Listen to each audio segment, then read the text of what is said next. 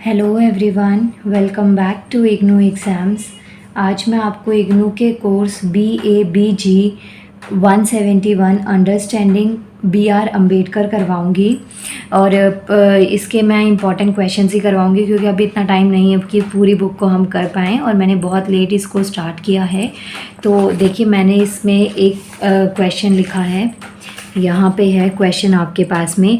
ये 3 क्वेश्चन हैं और तीनों का आंसर एक ही है, तो एग्ज़ाम में तीनों में से किसी भी तरीके से आपसे क्वेश्चन पूछा जा सकता है और बहुत इंपॉर्टेंट क्वेश्चन है ये। जैसे फर्स्ट क्वेश्चन अगर हो, essential principles of an ideal society, जो आइडल सोसाइटी है, आदर्श समाज है, उसके क्या क्या प्रिंसिपल्स हैं वो लिखने हैं।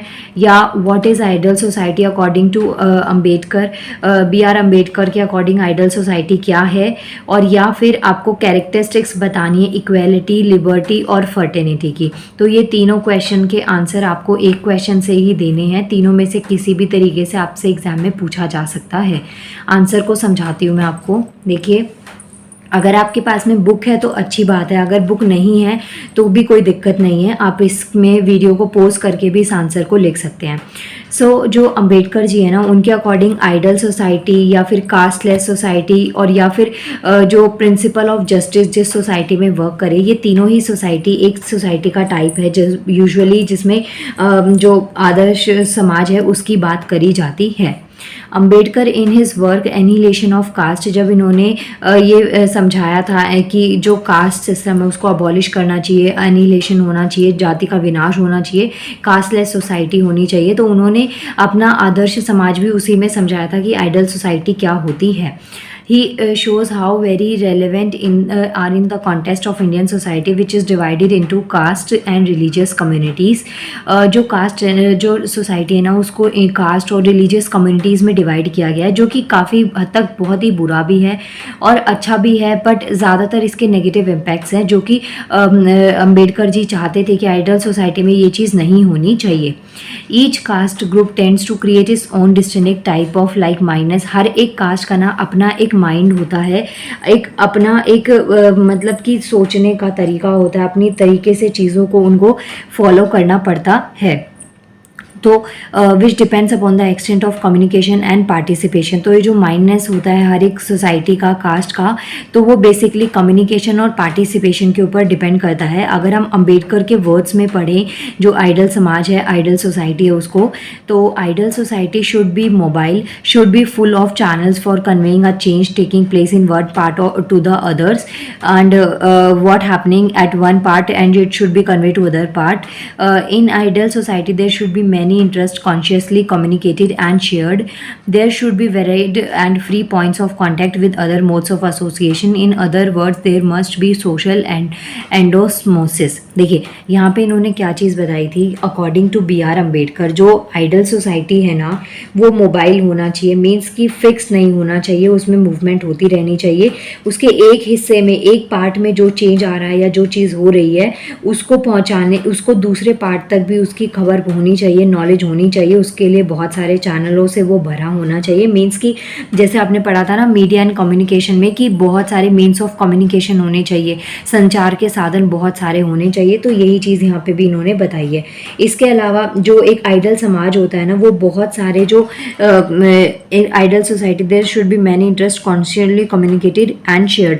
तो जो आइडल सोसाइटी होती है ना, वो बहुत सारे जो हितों को सचेत रूप से एक दूसरे से शेयर करने में होनी चाहिए। इसके अलावा दूसरे शब्दों में जो सामाजिक अंतर विरोध है ना, उसका विरोध होना चाहिए। मीन्स कि देयर मस्ट बी सोशल एंडोसमेंस का मतलब होता है जो नेचुरल फ्लो होता है, एक्सचेंज ऑफ आइडियाज़ होने चाहिए, वैल्यूज़, प्रैक्टिसेस, नॉलेज, इन सब का एक्सचेंज जो है ना काफ़ी हद तक हो जाना चाहिए। तो ये आइडल सोसाइटी की एक कैरेक्टरिस्टिक्स है। Ambedkar not only suggested the total annihilation of caste और caste based society, but he starting point was an offering of a model of an ideal society. तो जो अंबेडकर है ना, उन्होंने सिर्फ ये चीज़ ही नहीं बताई थी कि जो कास्टलेस सोसाइटी होनी चाहिए या जो जाति है उसका विनाश होना चाहिए। इनफैक्ट इन्होंने इसका एक आइडल सोसाइटी का मॉडल भी दे दिया था, what he called a just society, जिसको इन्होंने न्यायपूर्ण सोसाइटी बोला था। For his ideal society he recognise the following principle. तो आइडल सोसाइटी के अकॉर्डिंग इन्होंने 3 प्रिंसिपल्स को रिकॉग्नाइज किया था, फर्स्ट, सेकंड और थर्ड, तीनों ही प्रिंसिपल्स आपको दिख रहे होंगे। तो फर्स्ट प्रिंसिपल के according he emphasises that the individual is an end to himself and the aim and the object of the society is the growth of individuals and the development of his personality. तो एक growth of individual होनी चाहिए plus development of his personality को grow करना चाहिए। Society is not above the individual. जो society है ना वो लोगों से ऊपर नहीं होनी चाहिए। And if the individual has to subordinate himself to society it is because such subordination is for his betterment and only to the extent necessary. तो मतलब जो सोसाइटी है ना वो लोगों से ऊपर नहीं होनी चाहिए, उनके हित से ऊपर नहीं होनी चाहिए, ये चीज़ उन्होंने बताई थी। इसके अलावा जैसे सबऑर्डिनेट का मतलब क्या होता है, it is because such subordination, subordinate का मतलब होता है जिसके पास में कम पावर हो, अथॉरिटी ना हो ज़्यादा और ज़्यादा इम्पोर्टेंस ना हो, मतलब कि ज़्यादा जो पावरफुल लोग होते हैं ना उनके नीचे जो लोग काम करते हैं। तो सबऑर्डिनेट का मतलब ये हो गया कि जिनके पास में लेस पावर और अथॉरिटी होती है। सेकेंड जो प्रिंसिपल है उनके अकॉर्डिंग क्या था, is the term of associated life between members of society must be regarded by the consideration founded on liberty, equality and fraternity. जो सेकंड प्रिंसिपल है ना उसके अकॉर्डिंग लिबर्टी, इक्वेलिटी और फर्टेनिटी पे वर्क करना चाहिए। लिबर्टी का मतलब होता है हर किसी को अपनी एक आज़ादी होती है, ये मतलब कि किसी भी तरीके से कोई भी रूल्स को, किसी भी रिलीजन को और वो फॉलो कर सकते हैं। तो ये चीज़ क्या होती है, लिबर्टी होती है, आज़ादी होना। इक्वालिटी, हर किसी को एक बराबर का हक होता है, इक्वल राइट्स होते हैं। फर्टेनिटी का मतलब हो गया जैसे भाईचारे की और भाईचारे का भाव होना लोगों में, कि जो हमारी कंट्री है ना, हम लोग हम सब भारत, जैसे आपने हमारे कॉन्स्टिट्यूशन में पढ़ा होगा कि हम सब भारतवासी हैं और हम भारत हमारा देश है। तो इस टाइप से जो फर्टेनिटी है ना, कि जो भाईचारे की फीलिंग लोगों में होनी चाहिए, तो यही चीज़ यहाँ पे बताती है। थर्ड जो प्रिंसिपल है उसमें क्या है, ideal societies to have a society based on democratic principles and providing. और जो थर्ड टाइप में सोसाइटी में क्या चीज़ को डिस्कस किया गया है कि उसमें ना पॉलिटिकल, इकोनॉमी और सोशल जस्टिस होना चाहिए, जो कि कॉन्स्टिट्यूशनल मेजर्स पे देखा जाए। And by breaking the monopoly of upper strata on political power, इन्होंने 25 नवंबर 1949 को ये चीज़ भी कही थी। वैसे तो देखिए मेन चीज़ आपको 3 पे ध्यान रखना है कि इन्होंने 3 मेन प्रिंसिपल्स दिए थे। फर्स्ट तो इन्होंने बताया था कि सब जो है ना एक लिबर्टी, इक्वलिटी और फर्टेनिटी होनी चाहिए, प्लस जो सोसाइटी है वो लोगों से ऊपर नहीं होनी चाहिए। लोगों से ही सोसाइटी बनी है तो उनके हित के बारे में सोचने में कोई चीज़ गलत नहीं होनी चाहिए। अगर कुछ अनवांटेड चीज़ें, कुछ गलत थॉट्स अगर लगते हैं उनको अबॉलिश किया जाए, उसको हटाया जाए। जैसे सती प्रथा, ये सब चीज़ें हटा दी गई थी, तो इससे सोसाइटी काफ़ी हद तक अच्छी रह सकती है। तो इसमें कोई बुराई नहीं है उन रूल्स को ब्रेक करने में। थर्ड इन्होंने बताया था कि थर्ड प्रिंसिपल इन्होंने वर्क किया कि पॉलिटिकल, इकोनॉमी और सोशल जस्टिस पे लोगों को वर्क करना चाहिए। तो ये इन्होंने कुछ कहा था अम्बेडकर जी ने कि there can be no gain saying that political power in his country has too long been the monopoly of few and many other will beast of burden but also beast of prey. This monopoly has not merely deprived them of their chance of betterment, it has shaped them to be them of what may be called the significance of the life. These downtrodden peoples are tired of being governed, they aspire of the governed themselves. The urge of self-realizing in the downtrodden classes must not be allowed to develop into class struggle or class war. This can only be done by the establishment of equality, fraternity, walks for life. देखिए इन points को मैं easy way में आपको समझाती हूँ। जैसे कि पहले ना आपने पूंजीपति और कैपिटलिस्ट पढ़े होंगे, जिनके पास में पैसा होता था तो वो एज अ लेबर, जो छोटी कास्ट है या जो लोग हैं उनसे काम करवाते थे। तो जो डाउन टॉर्डन पीपल होते हैं ना, मतलब कि जिनके पास में ज़्यादा पावर नहीं होती, स्ट्रेंथ नहीं होती और ऐसी अथॉरिटी भी नहीं होती, तो वो बड़े पैसे वाले लोगों के नीचे दबते हुए चले जाते थे। उन्हीं के वही लोग उनके ऊपर गवर्न करते थे, रूल करते थे, जो भी काम होता था वो उनका अपना काम करवाते थे।